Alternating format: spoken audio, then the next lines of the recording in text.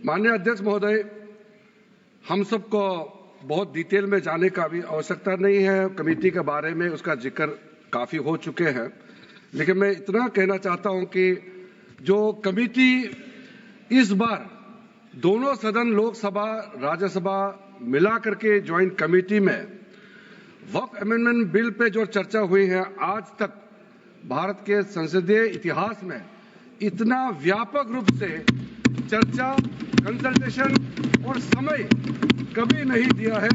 इसलिए मैं जो ज्वाइंट कमेटी में जितने मेंबर्स दोनों सदनों के लोकसभा और राज्यसभा में जो सदस्य उस कमेटी में थे, मेरे तरफ से सरकार की ओर से मैं धन्यवाद देता हूं, अभिनंदन करना चाहता हूं। अध्यक्ष महोदय जी, कुल मिलाकर के 97,27,772 याचिकाएं ऑनलाइन, फिजिकल, मेमोरेंडम के रूप में, रिक्वेस्ट के रूप में और सुझाव के रूप में पूरे तरह से सरकार ने देखा है। वो जेपीसी के माध्यम से हो या डायरेक्ट दिया हो, हमने सब उसको देखा है।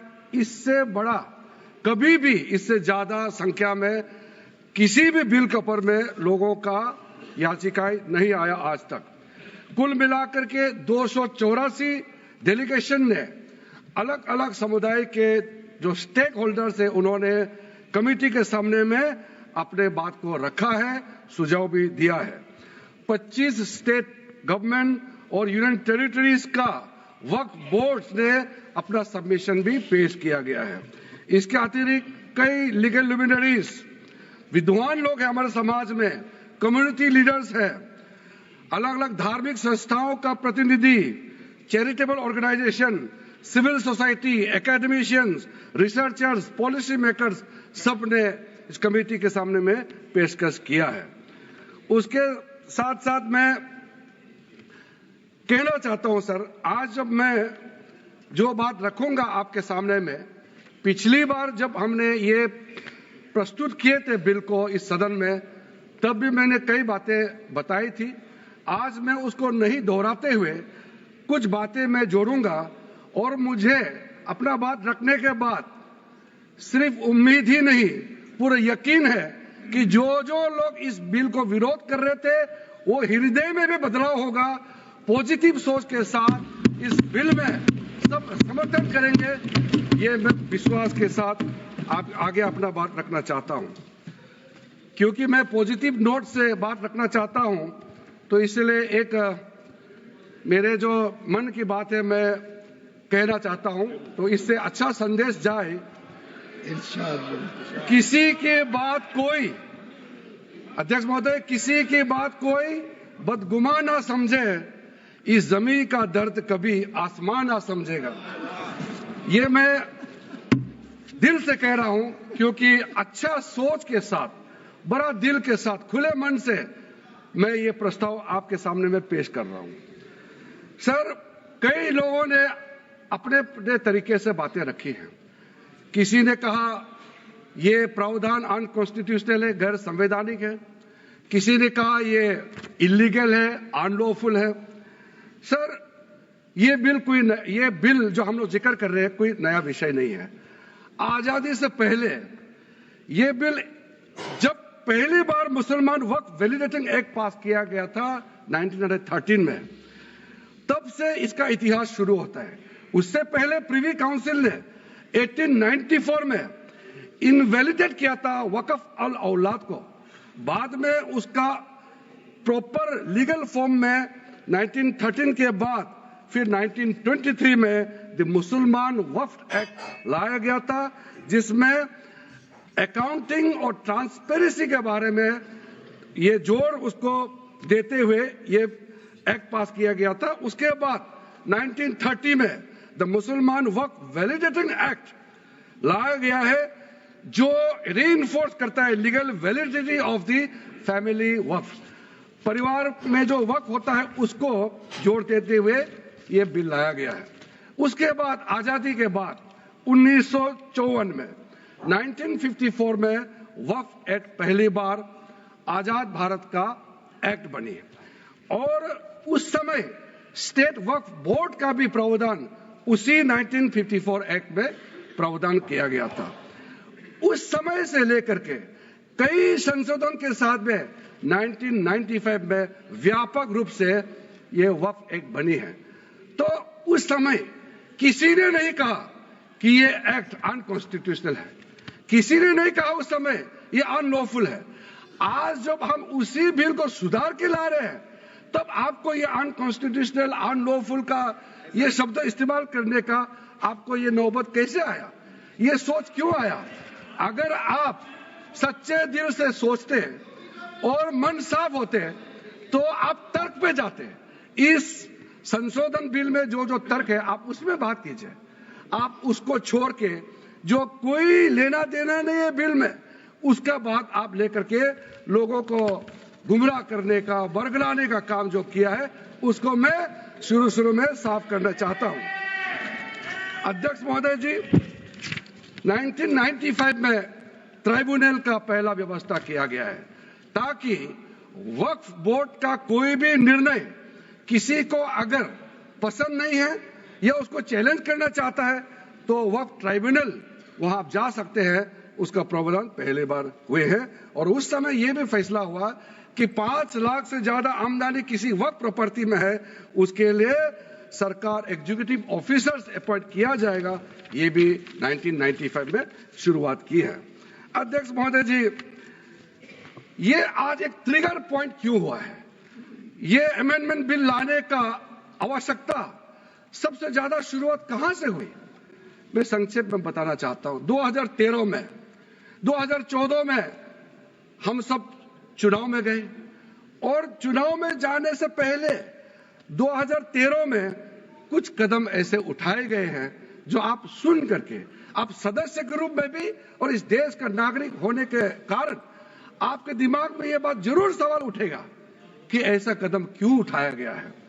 सर, 2013 में पहला यह बदलाव हुआ कि इस देश में कोई भी आदमी, कोई भी इंसान, चाहे वो हिंदू हो, मुसलमान हो, सिख हो, ईसाई हो, पारसी हो, बौद्ध हो, जैन हो, वक्फ क्रिएट कर सकता है। सबको मालूम है वक्फ एक मुसलमान का अल्लाह के प्रति अपना एक उसका एक पायस चैरिटेबल रिलीजियस पर्पस के लिए वक्फ क्रिएट किया जाता है, लेकिन उसमें डाइल्यूशन करके 2013 में कोई भी वक्फ क्रिएट कर सकता है। यह प्रावधान सबसे पहले उस समय की यूपीए सरकार ने किया है। दूसरा, आपने सारा वक्फ को स्पेसिफिक कर दिया कि शिया बोर्ड में शिया ही रहेंगे, सुन्नी बोर्ड में सिर्फ सुन्नी ही रहेंगे और कोई भी बोर्ड हो सिर्फ उनके लोग ही रहेंगे, बाकी कोई उसमें आ नहीं सकता है। ऐसा आपने प्रावधान किया। तीसरा, 2008, सर आप शांति से सुनने के बाद आप जो भी पूछेंगे हमारा रिप्लाई तो आएंगे ही। सर, डिबेट का आखिरी में है, मेरा फिर से रिप्लाई होगा। तो अभी मैं जब शुरुआत में कुछ दृष्टिकोण रख रहा हूं, इसमें कोई हस्तक्षेप ना करे, ध्यान से सुनिए ताकि हमारा डिबेट का स्तर भी ऊंचा रहे और तर्क भी सामने में आ जाए। सर, एक प्रावधान आया सेक्शन 108। उस सेक्शन 108 में यह लिखा गया है कि वक्फ बोर्ड का जो प्रावधान है इस देश में कोई भी मौजूदा कानून के ऊपर में रहेगा, ओवरराइडिंग इफेक्ट रहेगा। ऐसा आपने कानून बनाया है। इस देश में ऐसा कानून कैसे मंजूर कर सकते हैं अध्यक्ष महोदय जी?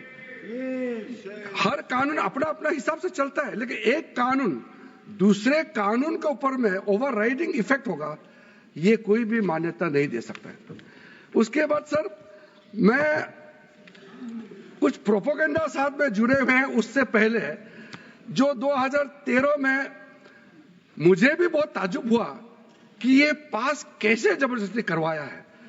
2013 में वक्फ पे यूजर जो आपने प्रावधान डाला, उसके बाद 1970 से एक केस चल रहा था दिल्ली के अंदर में। दिल्ली के अंदर में हमारा सीजीओ कॉम्प्लेक्स है, पार्लियामेंट बिल्डिंग है, कई प्रॉपर्टीज है और इसको वक्फ बोर्ड, दिल्ली वक्फ बोर्ड ने क्लेम किया कि ये वक्फ प्रॉपर्टीज है। उसके बाद ये केस चल रहा था अदालत में। उस समय यूपीए सरकार ने पूरा सारा जमीन को डी नोटिफाई करके वक्फ बोर्ड को दे दिया। 123 प्रॉपर्टी। अगर आज हम ये संशोधन लेके नहीं आते तो जिस सदन में हम बैठे हैं, ये पार्लियामेंट बिल्डिंग, इसको भी क्लेम किया जा रहा था। एयरपोर्ट, बसंत विहार, और अगर नरेंद्र मोदी जी का सरकार नहीं आते, अगर यूपीए का सरकार कंटिन्यू रहता, तो क्या क्या बिल्डिंग को डी नोटिफाई किया जाना था। 123 प्रॉपर्टी को तो डी नोटिफाई किया। मैं रिकॉर्ड में कह रहा हूं, अपने मन से कुछ नहीं कह रहा हूं, मैं ऑफिशियल रिकॉर्ड का बात बता रहा हूं। अध्यक्ष महोदय, आप काहे को उछल रहे हो? मैं अपने से थोड़ी बोल रहा हूं, जो हकीकत बात को बता रहा हूं। आप आराम से बैठ के सुनिए। आपके दल को और आपको सबको बोलने का मौका मिलेगा। माननीय मंत्री जी,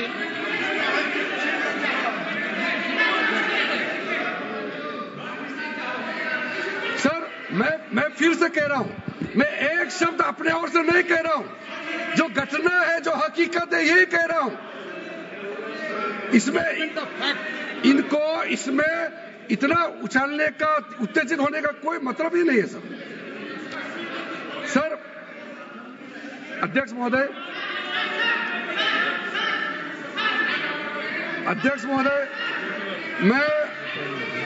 मैं आपके माध्यम से सदन को कहना चाहता हूं कि जो संवैधानिक बात उठा करके लोगों को गुमराह करने का जो प्रयास किया जा रहा है, उसको भी देश के सामने में सही बात रखना बहुत ही जरूरी है।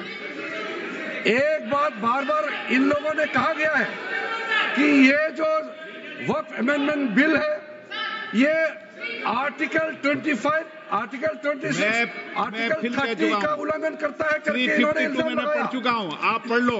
कभी भी डिबेट के बीच में पॉइंट ऑफ ऑर्डर नहीं होता है। व्यवस्था दे दी है, पंथवाना कभी। माननीय मंत्री जी बोलिए। अध्यक्ष महोदय, दूसरा विषय इन्होंने समानता का बात उठाया। आर्टिकल 14 का इक्वालिटी को लेकर के उन्होंने सवाल उठाया, उसका भी मैं जवाब देना चाहता हूं। अध्यक्ष महोदय, ये कोई तरीका नहीं है। माननीय अध्यक्ष की व्यवस्था अंतिम व्यवस्था होती है। बोलिए मंत्री जी, आप बोलते जाओ। अध्यक्ष महोदय, क्योंकि मेरा कान खुला हुआ है तो ये डिस्टर्ब हो रहा है मुझे। मैं अभी ये पैन की बात करता हूं। अध्यक्ष महोदय, ये वक्फ बोर्ड का जो काम है, ये बेसिकली वक्फ प्रॉपर्टी को जो संभालने वाले मुतावली और जो वक्फ प्रॉपर्टी को व्यवस्था करते हैं, उसको संचालित करने के लिए ये गवर्नेंस का, सुपरविजन का एक प्रावधान है। किसी भी तरीके से वक्फ बोर्ड वक्फ प्रॉपर्टी को मैनेज नहीं करता है। वक्फ बोर्ड वक्फ प्रॉपर्टी मैनेजमेंट में हस्तक्षेप नहीं करता है। आप साफ साफ सुन लीजिए, अगर इसके पास तर्क नहीं है तो इस तरह यहां डिस्टर्ब करके बहस का स्तर को गिराने से कोई फायदा नहीं है सर। ये कोई तरीका नहीं है सर। बोलते जाओ सर। वक्फ बोर्ड का क्रिएट करना, एक जो वाकिफ होता है, जो अपना विलिंगली वक्फ क्रिएट करता है। मैंने व्यवस्था दे दी है। आप जब समय हो तो बोले नो, प्लीज बैठिए। ये तरीका ठीक नहीं है आपका। बैठिए आप। नो, बैठिए। माननीय मंत्री जी, सूची है 2013 की प्रॉपर्टी निकाल बताना सूची मंगा के देते।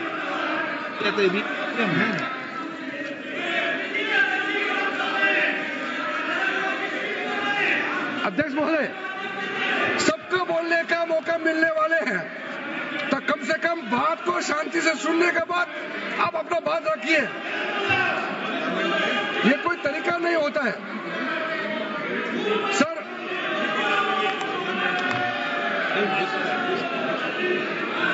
अध्यक्ष महोदय, ये जो उन्होंने गुमराह करने का कोशिश किया गया है, ये मैं कुछ केसेस आपको बताना चाहता हूं। सर, आप देखिए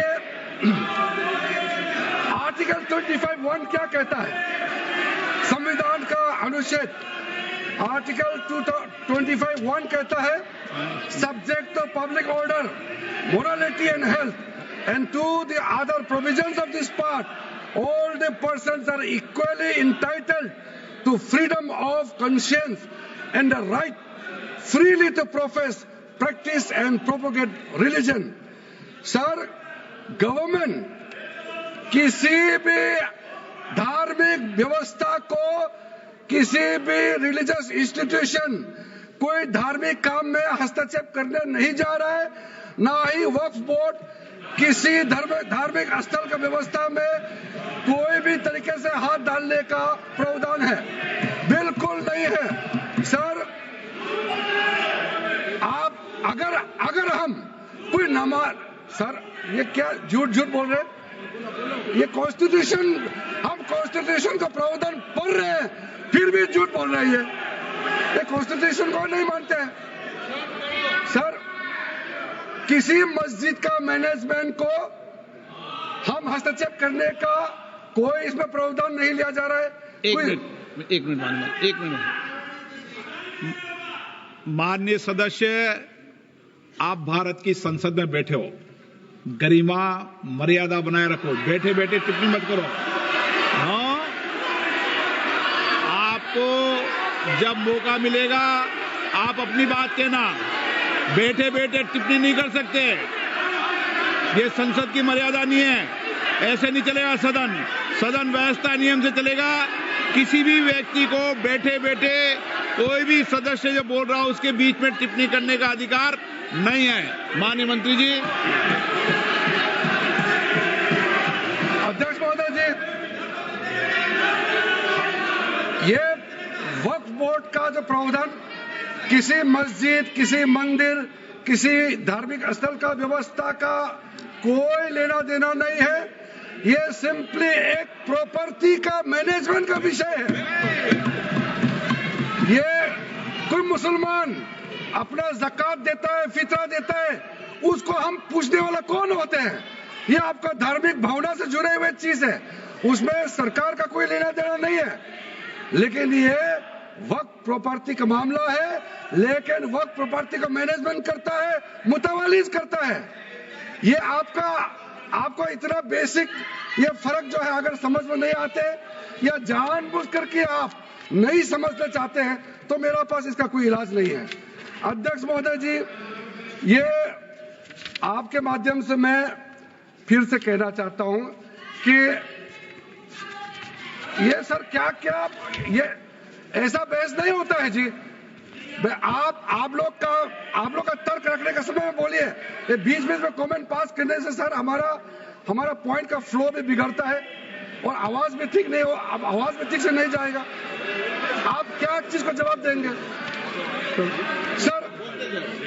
सर इसमें मैं कई ऐसे केसेस है जिसको मैं रेफर कर सकता हूं, लेकिन सदन में 3 केसेस का मैं रेफर करूंगा तो दूध का दूध, पानी का पानी हो जाएगा कि ये धार्मिक व्यवस्था से कोई लेना देना नहीं है। आपको मैं पहला एग्जांपल देना चाहता हूं, सैयद फजल पकुया Thangal versus union of India. इसमें क्या केरला हाईकोर्ट का फैसला है। केरला हाईकोर्ट ने कहा the Waqf board is a statutory body, pure and simple.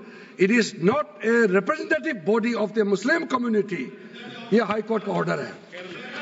उसके बाद इलाहाबाद हाईकोर्ट का ऑर्डर भी सुन लीजिए, Hafiz Mohammad Zafar Ahmad versus UP central Sunni board of Waqf का जजमेंट सुन लीजिए।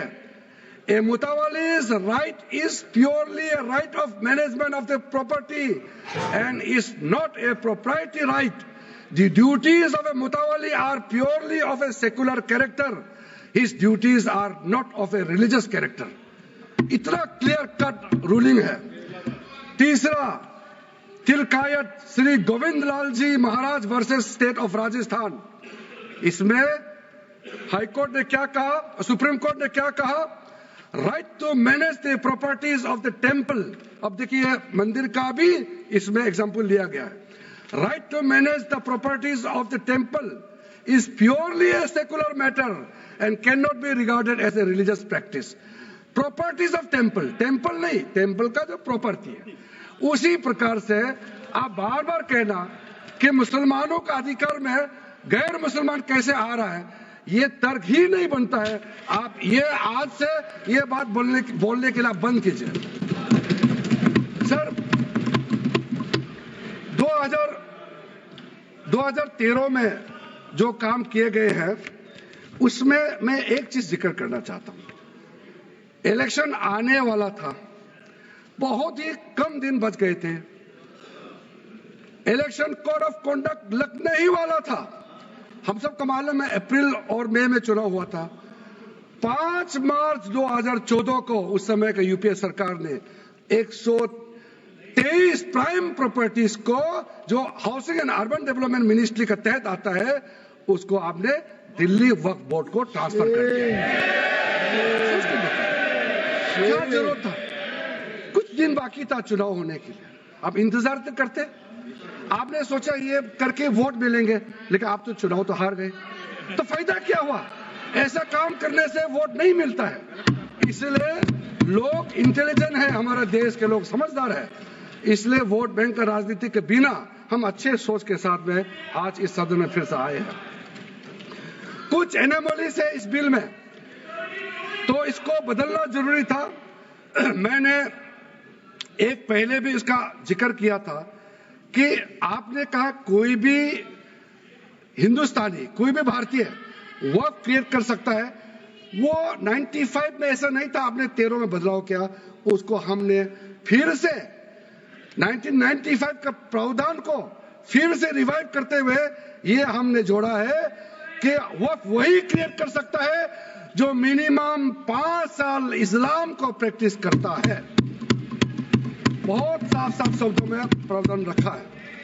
सर, जो वक्फ बोर्ड बने हैं हम उसको बहुत ही सेकुलर इंक्लूसिव बनाना चाहते हैं। आपका पुराना प्रावधान को हटा करके अब हमने कहा है कि वक्फ बोर्ड में शिया भी रहेंगे, सुन्नी भी रहेंगे, बोहरास भी रहेंगे, आगा खानिस भी रहेंगे, मुसलमानों में जो बैकवर्ड है, पिछड़े लोग हैं वो भी रहेंगे, और साथ साथ में महिला भी रहेंगे और एक्सपर्ट नॉन मुस्लिम भी रहने का प्रावधान रखा गया है। सब स्वागत करना चाहिए, इसको किसी को आपत्ति होने का कोई जरूरत नहीं है। उसके बाद सर मैं थोड़ा सा इसको विस्तार करके बताना चाहता हूं। मेरा ही खुद का एग्जाम्पल मैं देता हूं। मान लो मैं मुस्लिम नहीं हूं, लेकिन मैं माइनॉरिटी अफेयर्स मिनिस्टर हूं, तो मैं सेंट्रल वक्फ काउंसिल का चेयरमैन होता है। तो मेरे होने के बावजूद उसके बाद टोटल 4 नॉन मुस्लिम हो सकता है वक्फ काउंसिल में मेंबर, और उसमें मैक्सिमम 4 नॉन मुस्लिम के साथ साथ में 2 महिला कंपल्सरी है। 2 महिला होना ही चाहिए सर। उसके बाद सर स्टेट अभी आप पूरा वक्फ बोर्ड देख लीजिए, महिला कहाँ है? महिला को भी रखा ही नहीं है, वो सिर्फ बातें करते हैं। सर 22 सर मैं स्पेसिफिक बताना चाहता हूं। सेंट्रल वक्फ काउंसिल में टोटल 22 मेंबर्स में 4 नॉन मुस्लिम से ज्यादा मेंबर नहीं हो सकते हैं। एक्स ऑफिशियो के पद को मिला करके 3 मेंबर ऑफ पार्लियामेंट होगा। मेंबर ऑफ पार्लियामेंट तो किसी धर्म का हो सकता है। जब इलेक्शन करते हैं तो कोई भी धर्म का मेंबर ऑफ पार्लियामेंट या एमएलए बन सकते हैं। सर 10 मेंबर मुस्लिम कम्युनिटी से होगा, 2 फॉर्मर जजेस होंगे सुप्रीम कोर्ट और हाई कोर्ट के, एक advocate of national eminence member रहेंगे, 4 persons of national eminence from various field. ये तो कई कमिटियों ने इसको सिफारिश किया है, और एडिशनल सेक्रेटरी या joint secretary to the government of India उसमें रहेंगे। आउट ऑफ 10 मुस्लिम मेंबर्स 2 महिला अनिवार्य है, ये हमने प्रावधान रखा है। और स्टेट बोर्ड में आउट ऑफ 11 मेंबर्स 3 से ज्यादा नॉन मुस्लिम नहीं हो सकता है। एक ऑफिसर को मिलाकर के 1 chairperson, 1 MP, 1 MLA, 4 members from Muslim community, 2 members with professional experience, 1 member of Bar Council and Joint Secretary to the state government dealing with work matters. Out of 4 Muslim members, 2 shall be women. ये हमने रखा है ताकि हमारे बहनों को किसी तरीके से दरकिनार नहीं कर सके।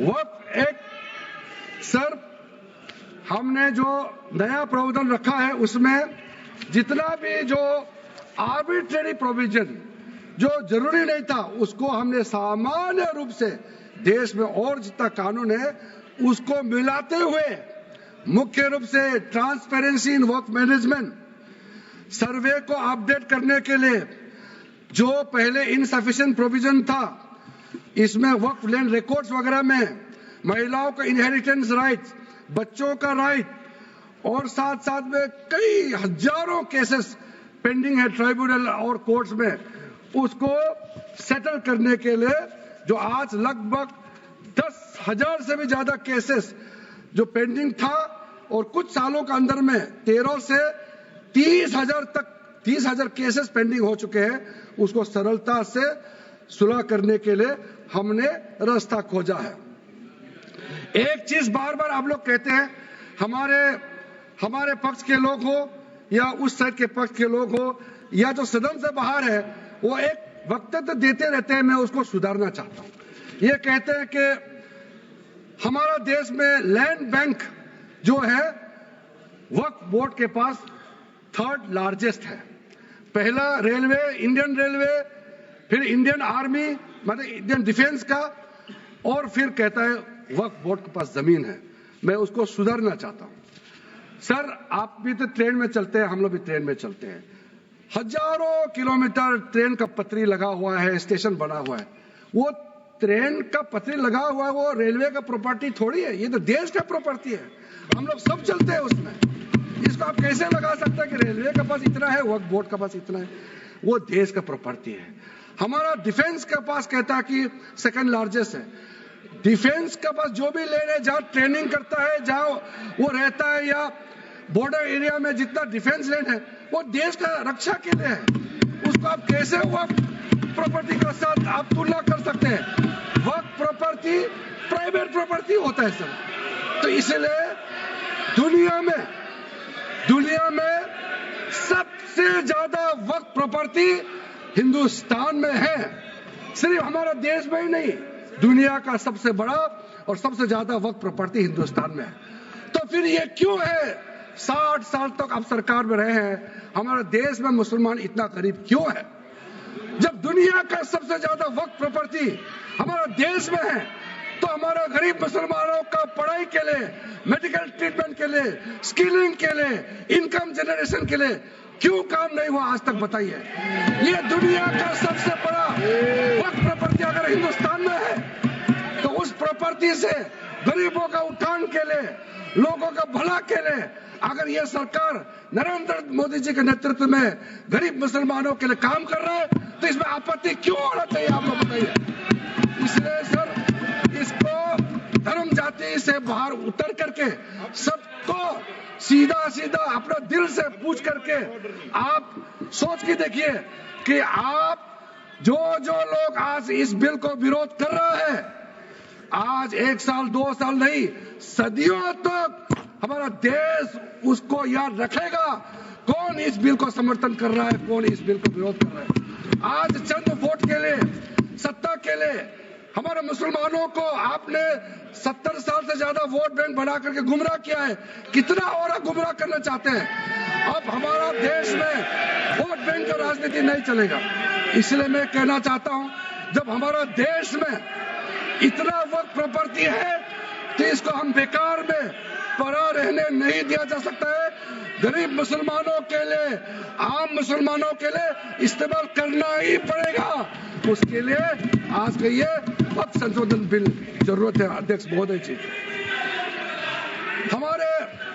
हमारे अपने वामसी पोर्टल में, हमारे मंत्रालय के वामसी पोर्टल में हमने रिकॉर्ड देखा है।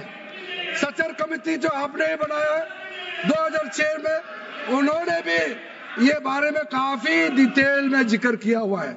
सर 2006 में 4.9 लाख वर्क प्रॉपर्टी था और उसका इनकम कितना था मैं बता दूं आंकड़ा सर, आप कहेंगे 4.9 लाख वर्क प्रॉपर्टी में टोटल इनकम था 163 करोड़। कौन खाते थे? 163 करोड़। और आपने 2013 में बदलाव करने के बाद आज इनकम कितना बढ़ा है वो भी मैं बता देता हूं। हो गया 166 करोड़। 3 करोड़ बढ़ा है। कैसे मंजूर कर सकता है हम लोग इस महान सदन में बैठ करके? अगर इतना 10 सालों के बाद भी दुनिया का सबसे ज्यादा प्रॉपर्टी का टोटल इनकम जनरेशन 3 करोड़ बढ़ता है तो ये हम कभी मंजूर नहीं कर सकता अध्यक्ष महोदय। इसलिए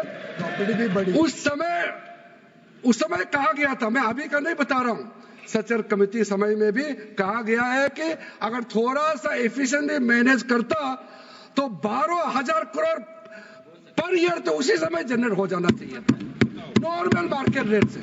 और 12,000 करोड़ अगर वो प्रॉपर्टी से रेवेन्यू जनरेशन करता है, कितना लाखों करोड़ों मुसलमानों को फायदा होगा, आप सोच के देखिए। इसलिए सर आप लोग भी, मैं अनुरोध करता हूं कि आप लोग भी वक्त के बारे में जानना था, हमारा वामसी पोर्टल को क्लिक करके आप लोग देखिए। सर आज वो 4.9 लाख से बढ़ करके टोटल वक्फ प्रॉपर्टी बन गया है 8.72 लाख। हमारा देश में वक्फ प्रॉपर्टी बन गया है। और आप कल्पना कीजिए 8.72 लाख प्रॉपर्टी वक्फ का है, उसको अगर हम सही तरीके से मैनेजमेंट करता तो हमारा मुसलमानों का ही नहीं है, देश का तकदीर बदल जाएगा। इतना प्रॉपर्टी हमारे पास। अब समझिए चीज को। सर मैंने अभी कई राज्यों का दौरा किया अध्यक्ष महोदय, मैंने कई राज्यों का दौरा किया। मैं एक एग्जांपल आपको जरूर देना चाहूंगा। मैं बहुत इंप्रेस हो गया जब मैं पिछली बार जम्मू कश्मीर गई। जम्मू कश्मीर में हमारा नई वहां वक्फ बोर्ड का चेयरपर्सन बनी और मैंने पूछा कि आप जब वक्फ बोर्ड का चेयरमैन बनी तो उस समय क्या हालत थी और आज क्या हालत है। उन्होंने बोला कि सर जब उन्होंने पदभार संभाली तो उसमें कोई इनकम का, कोई व्यवस्था का, रिकॉर्ड का ठीक ठाक कुछ भी नहीं था। और उन्होंने आने के बाद 40 करोड़ रेवेन्यू इनकम उन्होंने जनरेट करना शुरू किया, मुझे बताया। और उसके वजह से वह काफी अच्छा काम कर रहा है। मैं हजरत बल श्राइन भी गए और वहां भी मरम्मत चल रहे हैं। इतना पुराना श्राइन है, दुनिया के लोग आते हैं, बहुत खूबसूरत से उसका सारा आसपास का ब्यूटिफिकेशन का काम भी चल रहा है। अगर अच्छा काम करेगा, रेवेन्यू बढ़ेगा तो सबका फायदा होगा सर। इसलिए सर आप लोग आज बिल को समर्थन करने के बाद मेरे ऑफिस में आइए। 1 साल के अंदर में इसका ट्रांसफॉर्मेशनल इंपैक्ट क्या होता है मैं ही आप लोगों को बता दूंगा। सर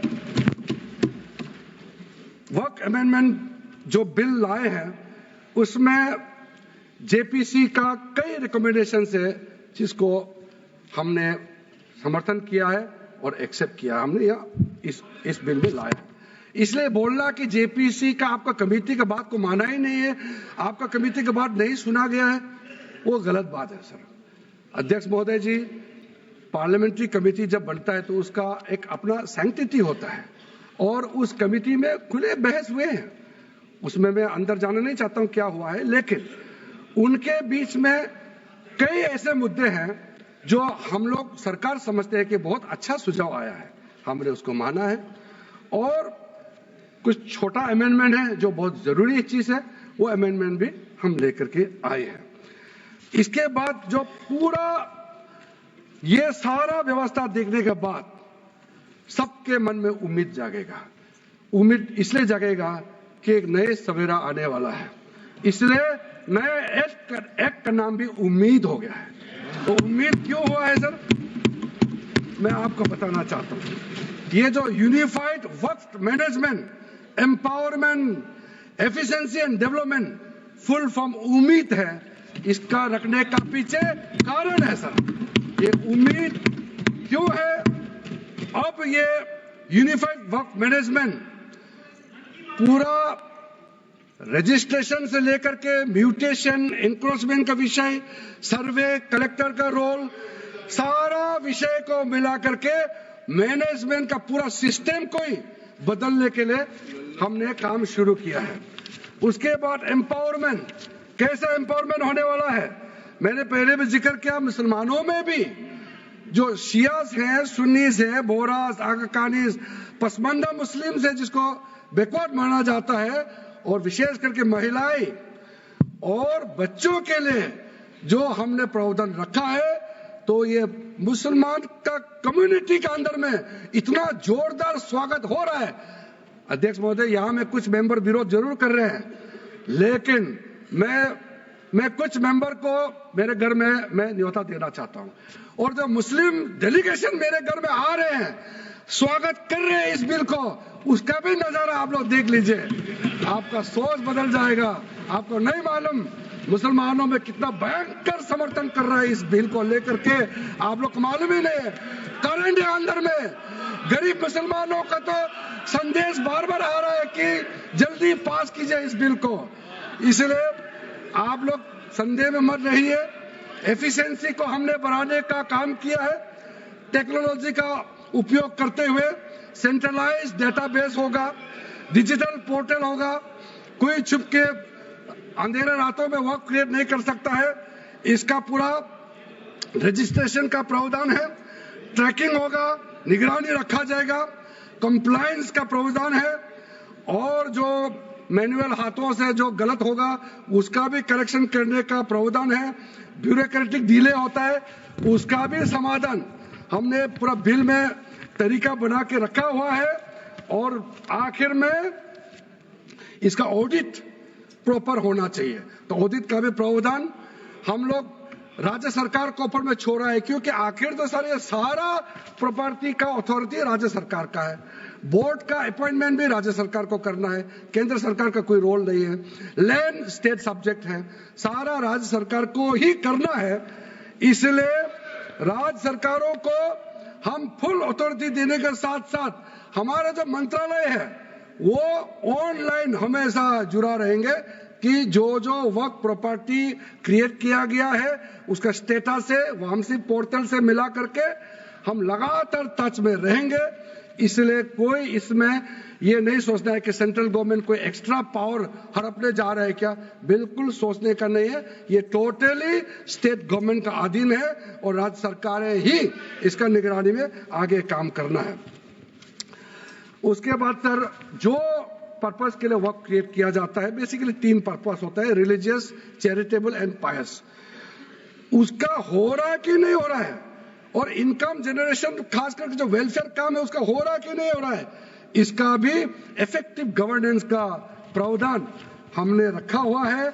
और साथ साथ सर मैं आपको इस उम्मीद के साथ साथ ये कहना चाहता हूं कि जो रिफॉर्म्स हमने जो लाए हैं और साथ साथ में जो प्रावधान कुछ बदलाव हमने आपको बहुत शॉर्ट में बताया, क्योंकि डिटेल में तो मैं रिप्लाई तो करूंगा ही।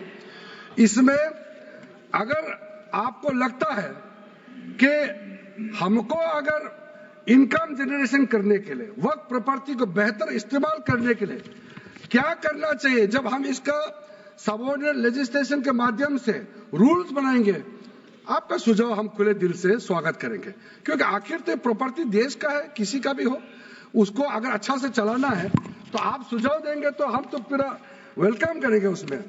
इसलिए आज मैं मेंबरों के साथ साथ जो कई दरगाह है, कई मस्जिद के इमाम है, कई लोग जो मुझे मिले, उन्होंने भी बहुत अच्छा सुझाव दिया है। उसको डिटेल में मैं यहाँ कहना नहीं चाहता हूँ, लेकिन हम रिकॉर्ड में रखा है। कई अच्छे अच्छे सुझाव हमारे पास आए हैं, वो भी हमने नोट करके रखा है। एक इंपॉर्टेंट पॉइंट को मैं अब आपके सामने भी रखना चाहता हूं।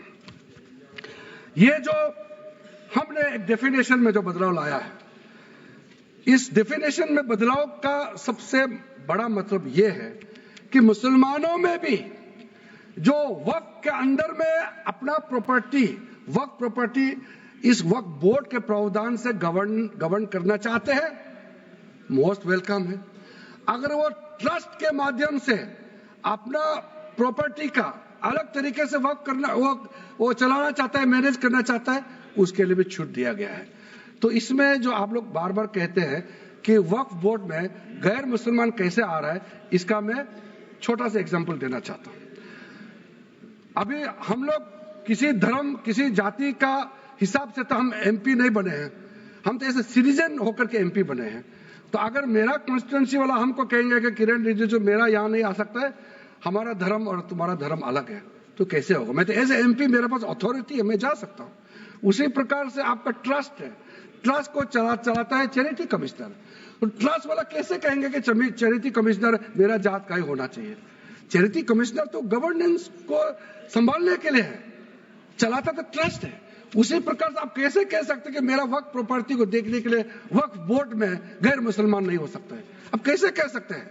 ये तर्क को आप थोड़ा गहराई से सोचिए, क्योंकि ये बार बार कहा गया है, मैं नाम नहीं लूंगा, वो बाद में तो बोलेंगे हमारे कुछ लोग हैं कि मुस्लिम का अफेयर्स में नॉन मुस्लिम क्यों आ रहा है। अरे ये धार्मिक व्यवस्था से कोई लेना देना नहीं है, मैं बार बार कह रहा हूं। इसलिए ये प्रॉपर्टी है, वक्फ प्रॉपर्टी है, आप लोग इसको समझिएगा। उसके बाद सर, ये जो हमने जो 2013 के बाद कुछ बदलाव जो किए हैं, वक्फ बाय यूजर में कुछ लोग ने शंकाएं व्यक्त किया है, कह रहा कि वक्फ बाय यूजर हटाने के बाद अब सरकार जो है मस्जिदें छीन लेंगे, दरगाह छीन लेंगे, मुसलमानों का प्रॉपर्टी छीन लेंगे, ऐसे बोलते हुए मैंने सुना है। इस तरह का कई जगह में बोला है। मैं इसमें साफ साफ कहना चाहता हूं, हम लोग सब हर किसी ना किसी राज्य से आते हैं। We all belong to each and every part of our country. We are together. We may belong to different states and union territories. We are all Indian. ये अथॉरिटी राज्य सरकार को हमने कैसे दिया?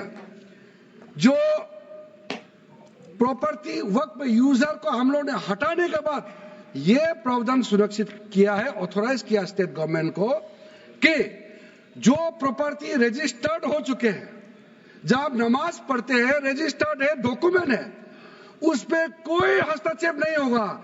ये कानून प्रोस्पेक्टिव है, रेट्रोस्पेक्टिव नहीं है। ये आप लोग बहुत क्लियर से सुन लीजिए, ये किसी का जमीन छीनने का कानून नहीं है। ये किसी का राइट, किसी का हनन करके उसका प्रॉपर्टी को हड़पने का नहीं है। राज्य सरकारों को अधिकार दिया गया है कि जो ऑलरेडी रजिस्टर्ड है उसका तो कोई डिस्प्यूट नहीं है, लेकिन जो डिस्प्यूटेड है, जो कोर्ट में पेंडिंग है, उसको हम यहाँ कानून बना के कैसे हटा सकते हैं?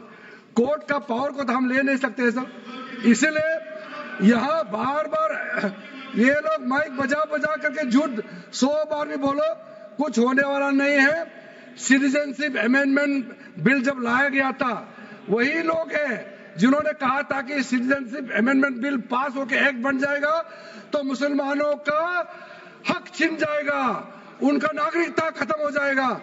आज सीए लागू हो गया, बताइए किसी मुसलमान का अधिकार छीना है? किसी मुसलमान का नागरिकता छीना है? बताइए, क्या आप माफी मांगेंगे?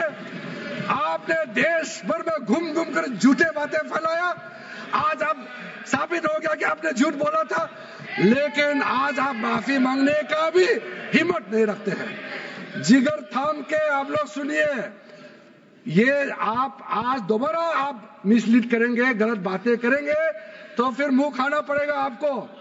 फिर कोई और बिल लेके आएंगे, फिर मैं आपका पर्दाफाश करेंगे फिर से। इसीलिए सर, हम लोग तर्क पे जाइए, पॉइंट पे जाइए।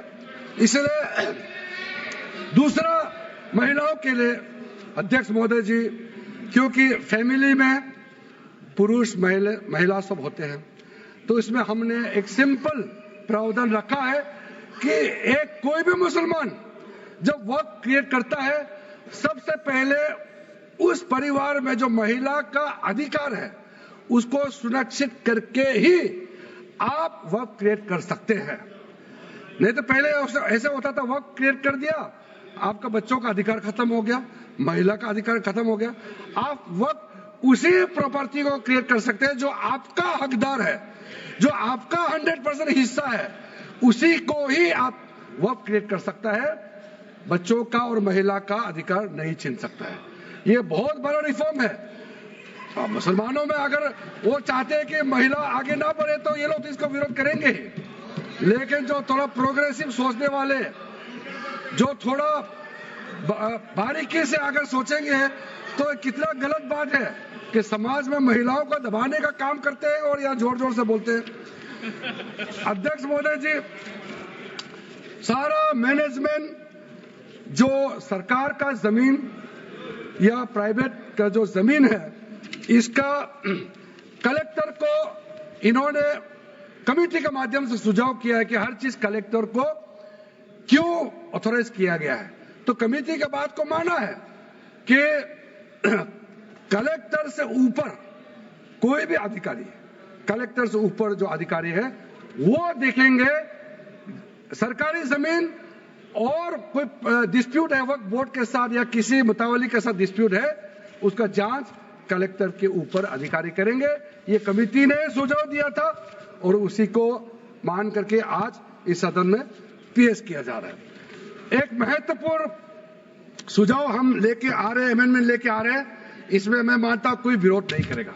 ये इसमें शुरू में छूट गया था, मैं सर खुले दिल से आपको कहना चाहता हूं, लेकिन बहुत सोच समझ के साथ ये प्रावधान अमेंडमेंट हम लेके आ रहे हैं कि जब आप वक्फ प्रॉपर्टी क्रिएट करेंगे तो ऐसा नहीं होना चाहिए कि आप ट्राइबल एरिया में जाकर के आदिवासी का जमीन को आप वक्फ क्रिएट कर दें, ये नहीं होना चाहिए।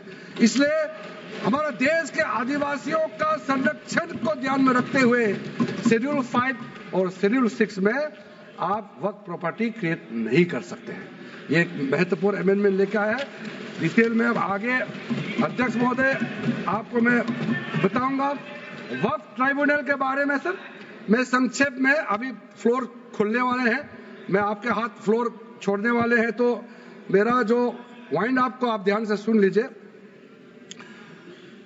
जो ट्राइब्यूनल है, ट्राइब्यूनल में 2 मेंबर का हमने प्रस्ताव रखा था, तो कमेटी ने कहा कि 2 मेंबर ठीक नहीं है, इसमें 3 मेंबर होना चाहिए।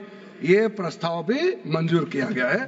तो वक्फ ट्राइब्यूनल में 3 मेंबर होगा फिक्स टेन्योर का साथ, और उसमें आज टोटल लिटिगेंट्स 14,417 केसेस है। आप सोच के देखिए, तो ट्राइब्यूनल में जल्दी जल्दी केस डिस्पोज हो, 3 मेंबर्स का ट्राइब्यूनल बनाया गया है। उसके बाद में उसका टेन्योर को फिक्स किया गया है। उसके बाद में जो एक बहुत स्ट्रिंजेंट प्रोविजन था, पहले ऑटोमेटिक अपील करने का राइट नहीं था, स्पेशल रिव्यू पिटीशन ही कर सकते थे ट्राइब्यूनल के ऑर्डर के बाद। तो आज हमने एक अच्छा सोच के साथ खुला मन से ये कहा है कि अब अगर आप वक्फ बोर्ड का निर्णय से खुश नहीं है, वक्फ ट्राइब्यूनल का निर्णय से खुश नहीं है, तो आप अदालत जा सकते हैं। ये रास्ता भी हमने खोल दिया है। उसके बाद सर कंट्रीब्यूशन, एनुअल कंट्रीब्यूशन, ये भी आपका ही सुझाव था कमेटी वालों का कि जो कंट्रीब्यूशन देते हैं वक्फ बोर्ड मुतावली जो देते हैं उसको घटाना चाहिए, तो उसको 7% से 5% घटा दिया है, ताकि ज्यादा पैसा आप चैरिटेबल पर्पस के लिए खर्चा कर सके।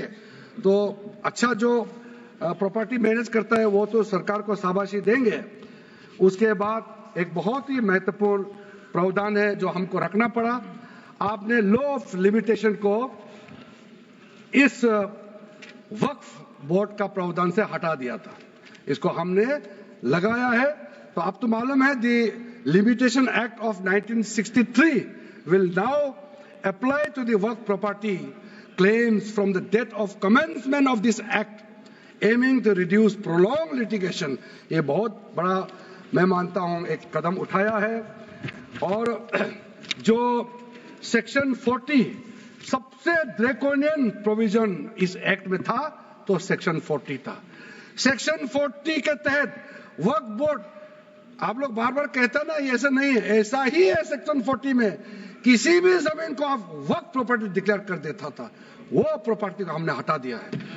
वो कोई भी जमीन को वक्फ प्रॉपर्टी डिक्लेयर करके फिर किसी गरीब के लिए नहीं करना है। वो लोग, कुछ लोग, चंद लोग अपने के लिए, अपने फायदा के लिए इस्तेमाल करते हैं। ओवैसी मैं तो नाम नहीं लूंगा, लेकिन सर ये प्रावधान को इतना मिसयूज हुआ, इसलिए तो इतना लाखों प्रॉपर्टी की संख्या बढ़ गई। अब किसी प्रॉपर्टी को कैसे आप क्लेम कर सकते हैं? इसलिए इस सेक्शन 40 की वजह से, अध्यक्ष महोदय जी, इस सेक्शन 40 की वजह से कई मुद्दे इस देश में आया है। आज पूरा हमारा देश का क्रिश्चियन कम्युनिटी, जो कैथोलिक चर्च काउंसिल के लोग, भारत चर्च ग्रुप के लोग, केरला में हो या देश भर में, आज पुकार के क्यों कह रहा है कि वक्त संशोधन बिल जल्दी पारित होना चाहिए। वो इसलिए कि सेक्शन 40 का मिसयूज होता था।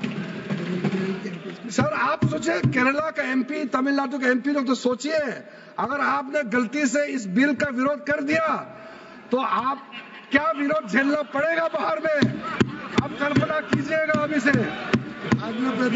आप सोचिए, मैंने पिछली बार भी बताया सुरेंद्रेश्वर टेम्पल के बारे में, तो आपको बताया जब बाकी कोई धर्म ही नहीं था तब ये सुरेंद्रेश्वर टेम्पल था। तिरुचेंथुराई विलेज तमिलनाडु में, उसको वक्त डिक्लेयर करने के बाद कर्नाटका में तो हजारों एकड़ का इशू है। फिर सर हरियाणा में जतलाना विलेज यमुनानगर में सिख गुरुद्वारा का जो जमीन है, कभी वहां मस्जिद भी नहीं था, कभी वहां मुस्लिम का सेटलमेंट का भी रिकॉर्ड नहीं था, उसको भी वक्फ डिक्लेयर कर दिया था। उसी प्रकार से केरला का मुनम्बम का जो इशू है वो तो अभी सब जान ही रहा है कि 600 क्रिश्चियन फैमिलीज का जो जमीन को वक्फ बोर्ड ने वक्फ डिक्लेयर कर दिया है, चर्च का भी कर दिया और आगे जाने का रास्ता भी बंद कर दिया था। अगर हम ये बिल पारित कर दिया, उसका अपना जमीन वापस मिल जाएंगे गरीबों का, किसानों का। ऐसा चीजों में आप लोग समर्थन करना चाहिए। मैं तो मानता हूं कि अभी भी देर नहीं हुआ, अभी भी आप जिद पे राजनीतिकरण करके आप अड़े रहे, आप मुश्किल में फंसने वाले हैं। विशेष करके हमारे कांग्रेस वालों को मैं कहना चाहता हूं, और बाकी हमारे साथी दल है, कांग्रेस के झांसे में ना आए, आपको भी डुबा देंगे ये लोग। इस बिल को विरोध करके बहुत बड़ा नुकसान होने वाला है। आप ध्यान से सुनिए अध्यक्ष महोदय। इसलिए अंत में सर, क्योंकि मैंने कहा है कि मैं आखिर में जवाब दूंगा, तो हम लोग आगे भी इस पार्लियामेंट को भी वक्त डिक्लेयर ना कर दे, हम लोग आराम से भविष्य के लिए और अच्छा काम करें। मैंने पॉजिटिव बात में अपना बात को रखा है। अंत में मैं अपील करके अपना बात को समाप्त करना चाहता हूं। इसी लाइन के साथ मेरी हिम्मत को तो सराहो। देखिए मैं कितना हिम्मत के साथ बोल रहा हूं। मेरे हिम्मत को तो सराहो, मेरे हमराही बनो, मैंने एक शम्मा जलाई है हवाओं के खिलाफ। आप लोग जब इस बिल को समर्थन करेंगे, मैं, हमारे वरिष्ठ नेता सब सदन में बैठे हम लोग सुन रहे हैं, मैं अपने आप को बहुत भाग्यवान मानता हूं, मैं भाग्यशाली हूं। प्रधानमंत्री नरेंद्र मोदी जी ने मेरे जैसे एक साधारण सदस्य को इतना पुण्य काम करने का मौका दिया है, इस बिल को यहाँ रखने का मौका दिया है। करोड़ों गरीब मुसलमान बहने दुआ देने वाला है। दुआ में अकेला क्यों लूं, ये दुआ आप भी लेना चाहिए। इस बिल को समर्थन कीजिए, ये मेरा अनुरोध है अध्यक्ष महोदय।